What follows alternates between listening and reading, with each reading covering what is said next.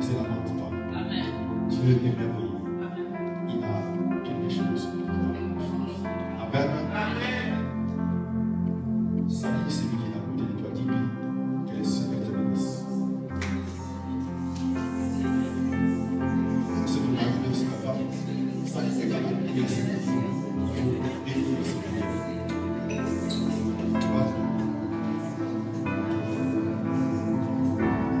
Amen. Notre thème d'aujourd'hui, c'est l'église primitive. Les fondements de l'église primitive. J'en avais parlé le dimanche passé. Nous sommes entrés en profondeur, mais nous allons encore avancer pour conclure notre message et terminer notre message. Vous savez, aujourd'hui, mes bien-aimés, il faut qu'on parle de l'église. Quand on parle de l'église, il y a beaucoup qui croient. Pour vous rappeler que ce sont le mur que nous avons construit ici, un bâtiment. Mais ce ne sont pas les murs ici. On peut adorer Dieu partout. Ce n'est pas simplement parce qu'on a construit un lieu que c'est ici qu'on appelle l'église. C'est un lieu de prière. Mais la parole nous dit ceci. La vraie église, c'est ton corps. Parce que l'église, c'est ton corps là. Donc quand Christ est en train de dire aux pharisiens, dirigez-moi cet temple et dans 3 jours je le démentirai, il voulait simplement leur dire, quand bien même on l'enterrait 3 jours après, il ressuscitait. Il ressuscitait. C'est-à-dire que même si vous avez détruit son corps,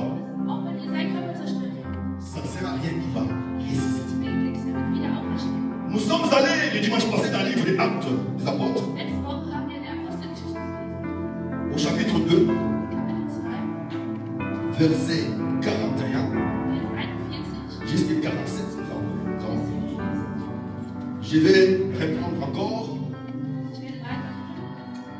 comme le dimanche passé. Ceux qui acceptèrent sa parole furent baptisés.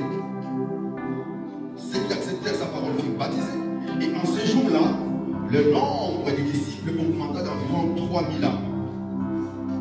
Ils persévéraient dans les enseignements des apôtres, dans la communion fraternelle, dans la fraction du pain et dans les prières. 43. La crainte s'emparait de chacun et il se faisait beaucoup de prodiges et de miracles par les apôtres. Tous ceux qui croyaient étaient dans le même lieu et ils avaient tout en commun. Ils vendaient leurs propriétés et leurs biens et ils s'en partageaient les produits en tous selon les besoins de chacun. Ils étaient chacun, chaque jour, tous ensemble assidus au temple et ils rompaient le pain dans les maisons et prenaient leur nourriture avec joie et simplicité de cœur, louant Dieu et trouvant grâce auprès de tout le peuple, et le Seigneur ajoutait chaque jour à l'église ce qui est sauvé. Ceux qui avaient accepté la parole, quand on commence à parler d'église, on doit parler de la parole. Ce n'est pas ceux qui n'ont pas accepté, mais ceux qui ont accepté la parole. La parole de Dieu, celle qu'on nous enseigne, celle qu'on nous transmet de génération en génération. J'avais dit le dimanche passé, la parole est une nourriture. La parole est une âme. La parole est esprit. La parole est vie. Donc ceux qui acceptèrent la parole, tous, ce sont ceux-là qui faisaient partie d'une famille qui constituait l'église en général. C'est-à-dire que l'église n'est pas constituée simplement par une seule nation. L'église n'est pas simplement constituée par une seule race. L'église n'est pas construit sur une seule tribu, mais à toutes les personnes du monde entier qui ont accepté la parole de Dieu et qui vont la mettre en pratique. Ce sont ceux-là qui vont faire partie de l'église, comme ce virus à l'église.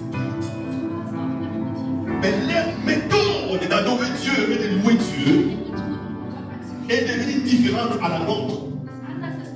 Les façons de prier est devenue différente à la nôtre. Pourquoi je le dis? Parce que nous vivons dans une époque moderne aujourd'hui. Nous vivons dans un temps où tout est digitalisé. Donc moi je dis toujours que l'église aujourd'hui, c'est une église qui fonctionne selon le Wi-Fi. Alléluia. Les gens sont plus connectés au Wi-Fi qu'à la parole de Dieu. Les gens sont plus attachés à ce qui est plus la technologie qu'à la parole de Dieu. Donc il y a des gens, avant de prier, il doit voir son téléphone ou il doit voir ça sur l'écran. Il doit lire ça quelque part. Ce n'est pas mal tout ça. Parce que Dieu nous a donné l'intelligence. Mais ne faites pas ces choses-là. Ne faites pas ce modèle d'adorer Dieu comme une priorité. Parce qu'à l'époque d'Abraham et de Moïse, ils n'avaient pas de vie. Ils n'avaient pas tout ce que nous avons aujourd'hui. Ils n'habitaient pas dans les conforts.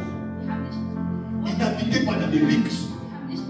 Mais les gens avaient simplement cru. Les gens avaient simplement accepté. C'est la suffisait. C'est pour ça que la Bible dit à tous ceux qui croient et qui l'ont reçu, il a donné le pouvoir de devenir quoi? Enfant de Dieu. C'est-à-dire qu'on enlève tout. Simplement quand il a cru simplement. Et quand il a reçu simplement, Dieu te donne le pouvoir. Mais l'église aujourd'hui, l'église fonctionne d'une manière, je veux dire, en solo. Pour aller prier, il faut qu'il voie quelqu'un de son pays. Pour aller prier, il faut qu'il voie quelqu'un de sa race. Pour aller prier, il faut qu'il voie quelqu'un de sa tribu. Mon bien-aimé, Jésus, quand il nous a envoyés, quand il a envoyé les apôtres, il a dit ceci: allez faire de toutes les disciples. Mais comment se fait-il aujourd'hui dans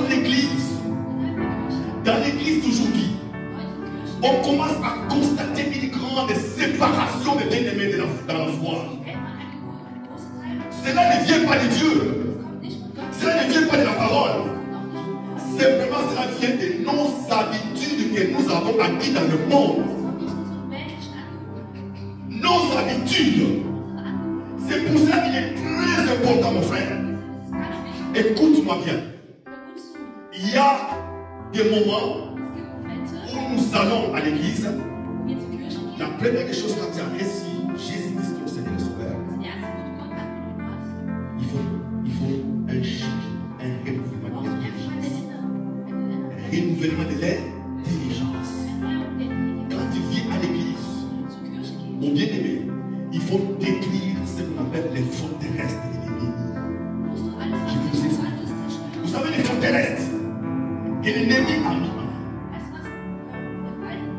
Ce sont les raisonnements humains. C'est-à-dire que Dieu, quand il veut l'adorer, quand il veut prier Dieu, il faut enlever de tout ce qui est raisonnement de la chair. Tu dois marcher avec la parole dans la foi. Et sans la foi, nul n'est agréable à Dieu. Dit la Bible, il faut que ceux qui s'avancent vers Dieu croient d'abord que Dieu existe que Dieu existe et qu'il est le libérateur de tout ce qu'il cherche. Mon bien-aimé, toi qui veux adorer, toi qui veux prier Dieu, l'église primitive marchait sur la foi. Parce que nous sommes confrontés à plusieurs défis dans nos vies. Nous sommes confrontés à plusieurs défis dans l'église. Et si nous n'avons pas la foi, nous ne pouvons pas tenir. Parce que les moments que nous sommes en train de vivre, ce sont les moments les plus durs de notre histoire, de l'humanité. Et si vous ne comprenez pas ça, que les moments les plus durs de l'humanité que nous sommes en train de vivre, mon bien-aimé, tu vas prier, tu vas adorer, tu vas louer Dieu. Mais si tu n'as plus la foi, il te sera difficile. Donc par nous, aujourd'hui, nous devons imiter les méthodes de ceux qui nous ont précédés dans la foi. Dans le livre de Hébreux 11, dans le livre de Hébreux 11, livre Hébreux 11, on énumère les héros de la foi. Toutes ces personnes-là que vous voyez dans la Bible, à qui qu'on nomme les héros de la foi. Vous savez comment ils ont marché avec Dieu. Il y a des gens qui ont simplement entendu la parole de Dieu et ils l'ont accepté. Alléluia. Il n'a pas eu autre chose.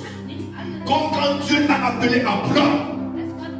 Il lui a dit, Abraham, quitte ta famille, quitte ton pays, va dans le pays où je te montrerai. Est-ce que Dieu lui avait donné des millions? Est-ce que Dieu lui avait donné de la richesse? Non. Dieu lui a simplement donné ce qu'on appelle la promesse. Alléluia. Dieu lui a simplement donné la promesse. Quand la promesse de Dieu est là, il te reste une seule chose. C'est obéir. Donc si tu n'obéis pas à la promesse de Dieu, tu marches à côté de la parole. Si tu n'obéis pas à la promesse de Dieu, tu marches à côté de la parole. Parce que la promesse de Dieu, elle suffit pour te rendre heureux. La promesse de Dieu suffit pour que tu vois la gloire de Dieu. Cette promesse-là, elle n'échoue pas. Cette promesse-là, elle ne faillit pas. Même si elle dit, mais crois simplement que ça accomplira.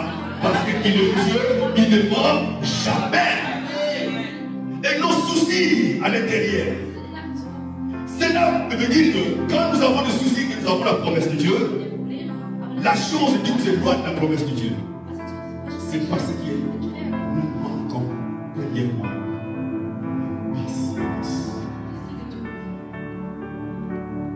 Dieu était Dieu patient.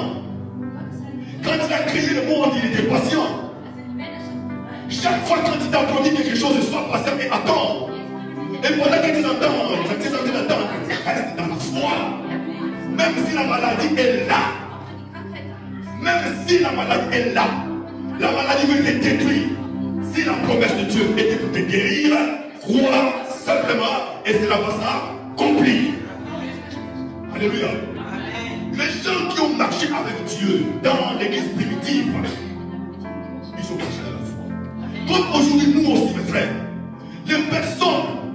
les personnes qui ont fait l'expérience avec la puissance de Dieu, avec l'amour de Dieu. Mes frères, est-ce que n'avez-vous pas vu la main de Dieu sur vous? N'avez-vous pas la main de Dieu agir sur vous? Tous nous avons vu la main de Dieu. Vous savez qu'au moment où, quand tout est fini, quand toutes les solutions sont terminées, il y a une seule solution avec laquelle tu vas compter, c'est la solution de Dieu. Et cette solution-là, c'est dans la foi. Cette solution-là, dans l'obéissance. Car l'obéissance vaut mieux que les sacrifices. Il y a des gens qui n'obtiennent pas et qui ne voient pas la main de Dieu parce qu'ils désobéissent à Dieu. Les chrétiens d'aujourd'hui sont devenus désobéissants à la volonté de Dieu. Vous savez, il y a des moments où Dieu te parle et il y a des fois. Il te révèle des choses qui font un sommeil. Il te révèle à travers quelqu'un. Les forteresses arrivent.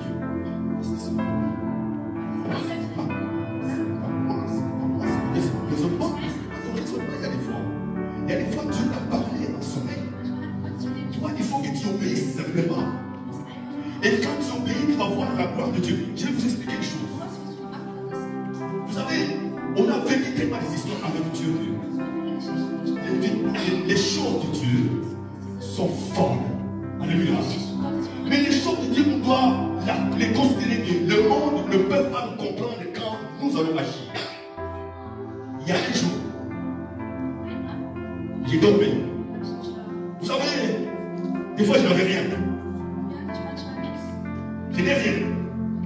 Je dors. Je vois une vision. Dieu me dit, Alphonse, demain matin, quand tu vas te lever, à 8h, il va commencer à pleuvoir. Et quand tu vas pleuvoir, tu vas prendre ton vélo, c'est mon avec nous. Tu vas aller jusqu'à une pharmacie qui se trouve vers, comment on appelle cette pharmacie là, vers Athénée Royal, quand on descend.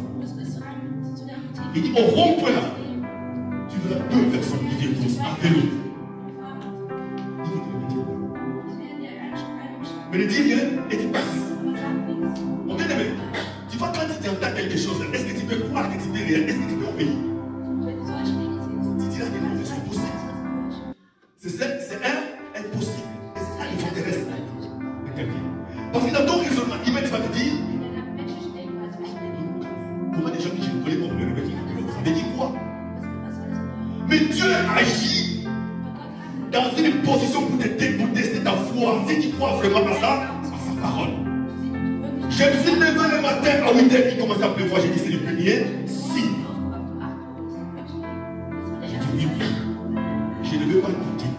Je vais aller voir. Mon frère, ma soeur, Dieu peut t'envoyer un ange vers toi pour venir te consoler, pour venir te parler. Mais tu ne fais pas attention. Alléluia. Les anges sont à notre service. Mais il y a des fois où vous ne les voyez pas. Mais tu crois que c'est non. Oh, mon bien-aimé. Mais ils empruntent la forme humaine. Quand Dieu les envoie, ils ne viennent pas avec cette lumière-là. Abraham, quand il a reçu les 3 hommes, qu'est-ce qu'ils ont fait? Ils ont mangé, non? Ils ont bu, non? Ils ont tué le veau, ils ont mangé ensemble. Et si tu ne crois pas à ces choses-là, comment veux-tu avoir la bénédiction? J'ai pris mon vélo. Jusque-là. Exactement. À l'heure où je suis arrivé, je voyais des nouvelles gens qui descendaient vers Carrefour avec des vélos. À cyclistes, ils sont intéressés. J'ai vu des anges. C'était des services humains. Mais ils m'ont donné une enveloppe. C'est une enveloppe là-bas. Mais qu'est-ce qui était là? S'il n'avait pas obéi à ce que Dieu m'avait dit, est-ce que j'obéis ça? Donc ça veut dire que les chrétiens d'aujourd'hui n'obéissent plus à la volonté de Dieu. Nous prions. Et Dieu nous répond il y a des fois. Mais nous ne faisons pas attention que Dieu nous a répondu.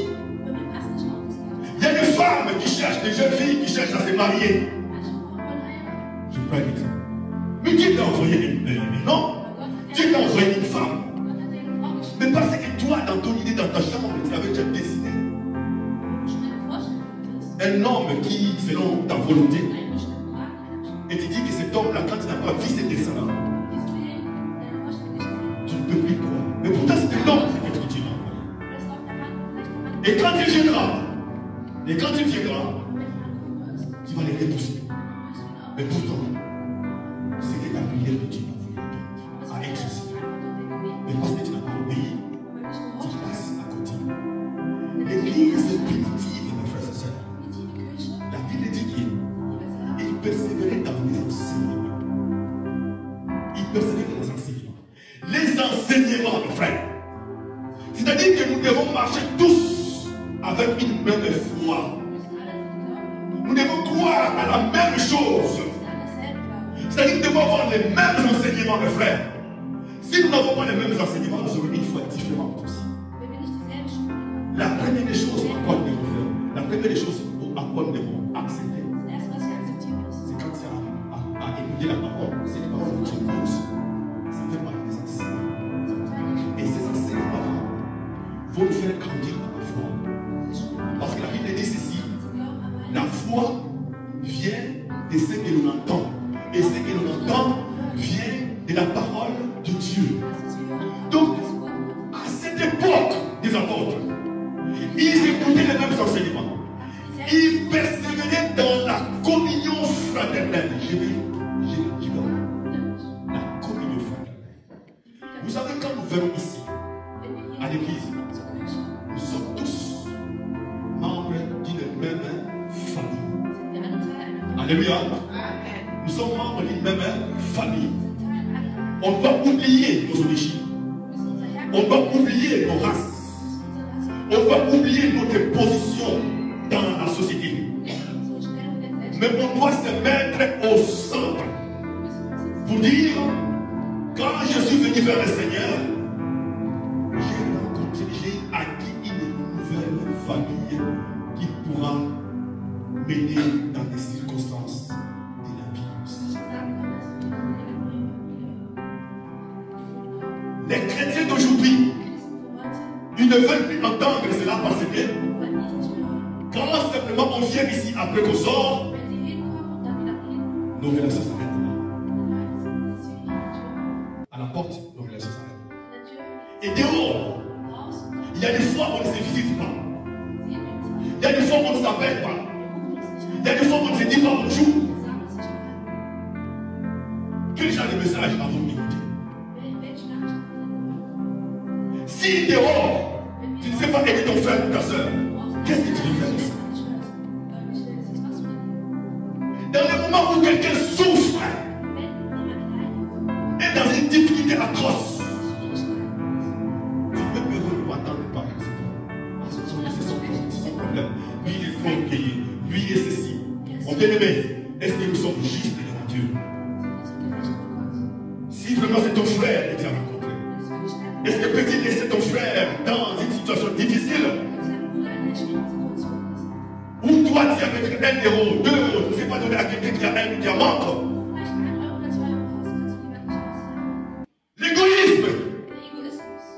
L'égoïsme dans nos assemblées. On croit prier, mais dehors, la foi doit se manifester par les œuvres. Une fois sans œuvre et une fois morte.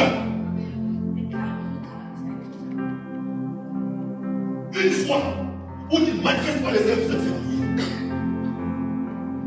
Il faut qu'on voit que oui, tu pries. Il faut qu'on voit, oui, tu es un chrétien. C'est dans cela, mon bien-aimé, qu'on doit comprendre que nous avons resté Jésus.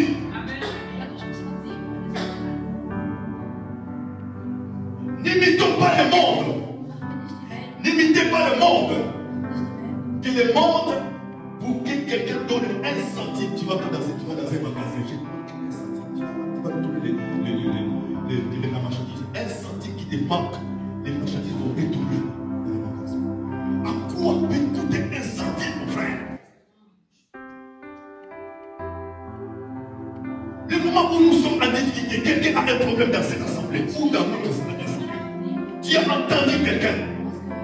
La première famille qui doit contacter, ce sont les familles de l'église qui sont proches de Dieu. Et ne l'abandonnez pas. Dieu voit. Si vous n'allez pas à son aide, Dieu voit. Il dit, mais quelle parole avez-vous reçue? Quelle parole? Comment vous avez été enseigné? On vous a simplement enseigné de chasser les démons. On vous a simplement enseigné de faire ceci. Mais l'amour du prochain, l'amour de Dieu, où vous l'avez mis?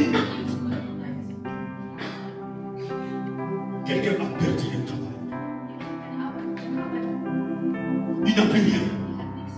Et toi, tu as écouté ça. Est-ce que tu peux te dire que non, peut-être comme il a perdu son travail? Je vais prendre plus 50 € lui donner. Si tu es là, tu Tu vois quelqu'un de difficulté atroce. Il vient te parler. Et tu dis, non, mais lui aussi dans son problème. Au contraire, il y a des gens qui s'aiment juste à gagner à la valeur. Ne te réjouis pas de moi-même des autres frères. Si quelqu'un est dans les moyens, si quelqu'un est dans une situation difficile, il faut compatir. Il faut compatir. Il faut compatir, mon frère. L'église sera enlevée. L'église qui sera enlevée, ce sera une église vierge. Combien de chrétiens se soucient des frères et sœurs qui les voient? Il y a des gens qui souffrent dans leur maison. Ils sont malades.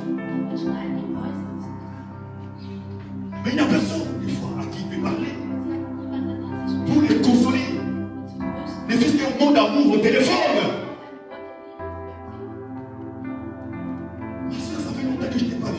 Ça fait longtemps, mon frère, que je ne te vois pas à l'église. Mais qu'est-ce qui se passe dans ta vie? Mais qu'y a-t-il?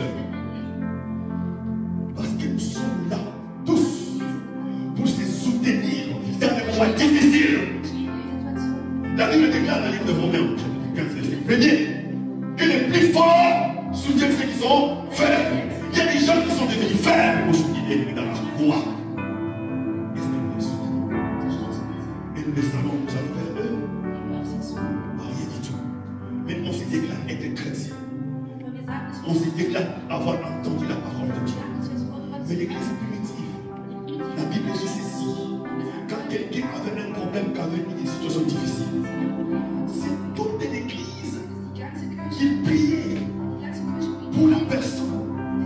Et à ce moment-là, Dieu exauçait la prière de l'église.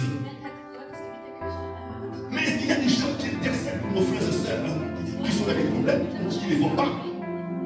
Mon bien-aimé, je vais te dire une chose. Il y a des prières que nous faisons, que Dieu entend. Il y a des prières que Dieu n'entend pas aussi. Vous savez, j'étais à Liège plusieurs années. Les grands matins, j'arrive à l'église. Il y a des sœurs qui me donnent une crème. Je viens me dire, parce que moi j'ai prié aujourd'hui et Dieu va les soucier. Regardez ta prière. Mon mari a eu 2 enfants. J'ai prié pour que Dieu puisse bénir cette deuxième femme. Et ce matin, la deuxième femme a eu un accident. Elle a un pied cassé, une jambe cassée. Alors Dieu a exaucé la prière. Elle était bien contente. Tu vas dire, Dieu m'a exaucé. Elle dit, oui. Ah bien. Donc toi, ta prière a été que Dieu puisse te tuer dans l'histoire. Dieu dit dans sa parole, à moi la vengeance est là. Attendez, à moi la vengeance est là. Nous ne devons pas faire justice à la place de Dieu. Et c'est tout entre les mains de Dieu. Que Dieu fasse. Mais ne faites pas une prière où tu invoques la mort ou le malheur d'une personne. Quel genre de prière? Si c'est Dieu vraiment. Parce que toi-même, peut-être, tu étais dans une situation où Dieu t'a pardonné. Mais ne prie pas pour quelqu'un qui va, pour que Dieu puisse tuer quelqu'un. Au contraire, priez pour que Dieu puisse changer son cœur et n'abandonner cette foi-là pour la réussite de vérité. L'église toujours, quand nous venons vers Dieu, la Bible dit à l'église primitive, ils mettaient tout ensemble. Ils mangeaient tous ensemble. Ces habitudes des chrétiens, dans l'église, nous avons perdu. Regardez là-bas. Je bénis Dieu aujourd'hui parce que on va dire que le service est revenu. Gloire à Dieu. Mais à part nous qui sommes ici, à l'église, ne savez-vous pas que dehors, il y a des personnes qui souffrent, qui ont vraiment faim, plus que nous. À la cité, quand vous allez, il y a des gens aussi, on vous a dit ça, que quelqu'un a faim, quelqu'un souffre. au lieu de consommer tout ici, cherchez aussi à penser à des gens qui sont dehors. Car en faisant cela, vous amenez l'évangile vers ces personnes-là, l'évangile du salut, pour qu'ils croient vraiment que vous avez accepté Jésus. Jésus lui-même, quand il prêchait, il multipliait les pains et il donnait à manger. À part la parole que nous avons reçue, on nourrit l'esprit, nourrissez aussi les corps. Alléluia. Nourrissez aussi les corps. Mais combien parmi nous, dans nos congélateurs, tout est rempli? Vous faites l'excès de temps. Mange. Il y a des fois où vous jetez la nourriture. Bien aimé, mon frère, c'est que toi qui jettes, amène ça ici. Dans votre congélateur, allez fouiller, regardez la viande qui reste, et même le riz là. Il y a des gens qui en ont besoin. Amène tout ici à l'église, et à la fin, dites, c'est lui qui veut avoir quelque chose, regardez là. Mais parce que l'abondance nous a aveuglés. L'abondance nous avons aveuglés. L'abondance nous a rendu égoïstes. Je vous dis des choses claires. L'abondance nous a rendu égoïstes. Alléluia.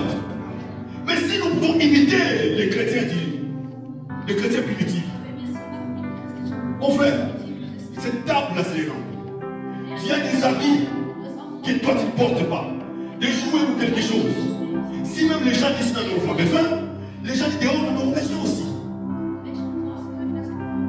Mais simplement que Satan est en train d'aveugler les gens par l'abondance financière. L'abondance. Et c'est ça qui rend notre cœur dur. Parce que nous avons trop gagné peut-être dans le monde. Mais ça nous a. Mon bien-aimé, je vais te dire une chose. Tout passera. Tout. Donc c'est quoi répéter ça? Tout. L'argent, les voitures, tout passera. Mais ce qui ne passera pas, c'est la parole de Dieu. Les cieux et la terre disparaîtront, mais la parole ne disparaîtra pas. Cette parole que je vous annonce, mes frères et sœurs, doit changer notre façon de vivre. Il demeurait dans la communauté, il mettait tous les biens ensemble.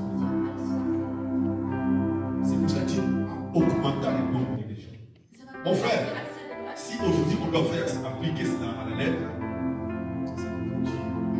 est-ce qu'on peut mettre tout au bien ensemble avec ce monde digitalisé, avec ce monde plein d'égoïsme, avec ce monde plein d'arrogance, frère.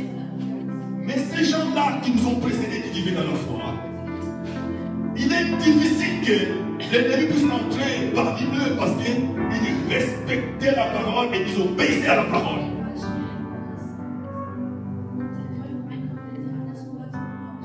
Nous avons des défis à relever chaque jour. Il y a des fois un problème dans ta vie. Mais Dieu veut que tu fasses un petit geste simple, un petit geste pour que Dieu puisse t'aider. Il y a des fois, mon frère, que si tu n'obéis pas à des petites choses, tu ne verras jamais des grandes choses. Il y a des fois où Dieu nous ouvre les yeux pour que nous puissions voir, mais nous faisons ça de ne pas voir. Je vous ai raconté le dimanche passé l'histoire de ces 4 Coréens qui ont quitté la Corée, qui ont voulu faire l'expérience avec Dieu juste ici dans les continents européens. Mais comment ils sont venus? Les passeports, les billets, aucun euro en poche. Ils ont dit, nous allons visiter nos frères et sœurs en Europe, mais sans euro. Comme Jésus les avait dit, n'amenez ni sac ni argent. On les a accueillis ici. Ils n'avaient pas de voiture. Ils n'avaient pas de carte bancaire. Mais ils ont fait une expérience avec Dieu pendant 2 mois. Et quand ils sont rentrés, ils ont glorifié Dieu. Ils ont dit, Dieu est avec nous. Les seigneurs nous accompagnent toujours. Nous avons perdu la foi, mes frères. Nous avons perdu la foi. Cette foi que nous avons perdue, nous devons la retourner, nous devons la rechercher. Nous devons rechercher la foi, mes frères. C'est pour cela que vous voyez qu'il y a beaucoup d'échecs. Ils persévéraient dans les enseignements des apôtres, dans la communion fraternelle, dans la fraction de pain et dans les prières. La crainte s'emparait chacun d'eux et faisait beaucoup de prodiges et de miracles. Qui craint Dieu? Mon bien-aimé, vous savez aujourd'hui, les chrétiens, on nous appelle des personnes coincées. Si tu pour les jeunes, quand ils se déclarent être chrétiens, il y a une fois au travail, à l'université, je ne sais pas quoi, tu dis je suis chrétien, on est tout coincé. Mais c'est pas ça. Nous sommes capables de faire tout ce que le monde nous fait. Alléluia. Mais si nous ne le faisons pas, alléluia. Nous sommes capables de le faire, mais on n'est plus là parce que nous avons la crainte de Dieu. Or, la crainte de Dieu, c'est le commencement de la sagesse. Si tu ne crains pas Dieu, si tu ne crains pas Dieu dans des histoires, mon bien-aimé, tu vas te retrouver ailleurs. Parce qu'il y a des situations où tu n'as pas besoin de prier, mais quand tu arrives devant une tentation, devant un problème, tu dis non, j'ai peur que Dieu me punisse. J'ai peur que Dieu puisse me punir. Alors je ne fais pas. Imaginez quelqu'un qui se retrouve dans une banque où il est seul. Personne ne le voit. Il n'y a pas les caméras. Où il n'y a même pas les magasins. Il n'y a même pas les surveillants. Mais l'argent est dans sa portée.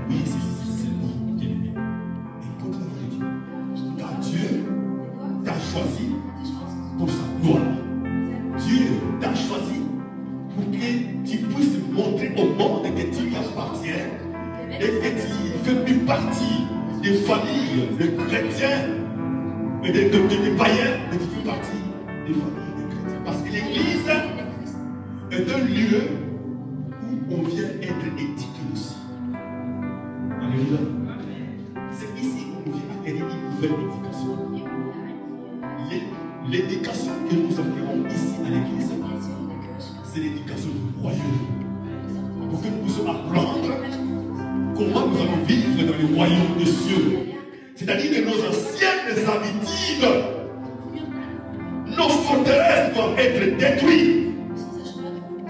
Il faut que nous faisons, et quand nous écoutons la parole, que nous la mettons en pratique. Mon frère, ma soeur, je te dis aujourd'hui, en vérité, en vérité, en vérité, en vérité, si l'église n'était pas aujourd'hui stable, si l'église n'est pas stable, les chrétiens ne sont pas stables.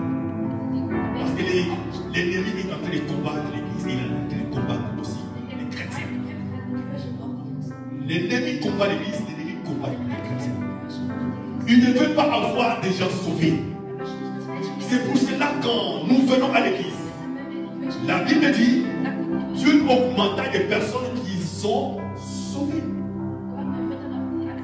Donc si tu arrives ici, il faut te déclarer que je suis sauvé. Est-ce que quelqu'un peut répéter, je suis sauvé? Je suis sauvé. Ma famille est sauvée. Je suis sauvé. Tu es sauvé. Parce que nous avons fui la colère du monde. Nous sommes venus vers lui et nous sommes sauvés. Mon frère, ma soeur, l'église doit ressembler. L'église aujourd'hui est comme un hôpital. Les gens viennent ici avec leurs maladies, avec leurs problèmes. Et le Seigneur nous a dit, venez à moi, vous tous qui êtes chargés et fatigués. Je vous donnerai quoi dire? Du repos. Enlevez la charge du monde. Enlevez les soucis dans vos vies. Enlevez vos soucis dans les vies. Un chrétien doit demeurer libre. Et quand tu veux demeurer libre, demeure libre en Jésus parce qu'il vous a pardonné et parce qu'il vous a sauvé. Le Seigneur t'appelle aujourd'hui pour te dire que nous devons changer notre façon de vivre dans l'Église. L'Église, il y a d'abord ce qu'on appelle la communion fraternelle, la fraction des pains, les enseignements,